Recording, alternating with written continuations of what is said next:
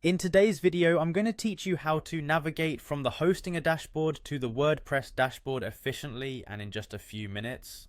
Whether you're a seasoned website manager or just getting started with your online presence, being able to easily switch from managing your web hosting to editing your WordPress site is a crucial skill. So let's dive right in and simplify this process for you.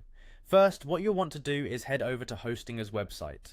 If you're unfamiliar with Hostinger, it's a popular web hosting provider that offers a variety of services aimed at making your online journey easier. So open up your preferred web browser and type in hostinger.com in the search bar, then hit enter.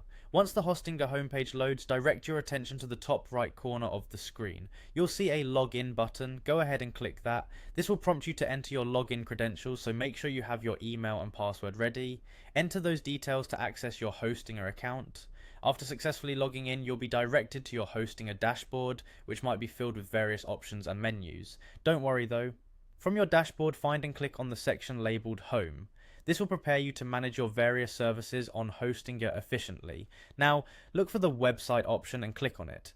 This is where you will see a list of all the websites associated with your Hostinger account. It's an organized and straightforward section that helps you manage your websites with ease. Navigate through this section until you find the specific WordPress website you are working with. You'll see its name listed there, so go ahead and select it. This step is crucial because you need to be sure you're working on the correct website.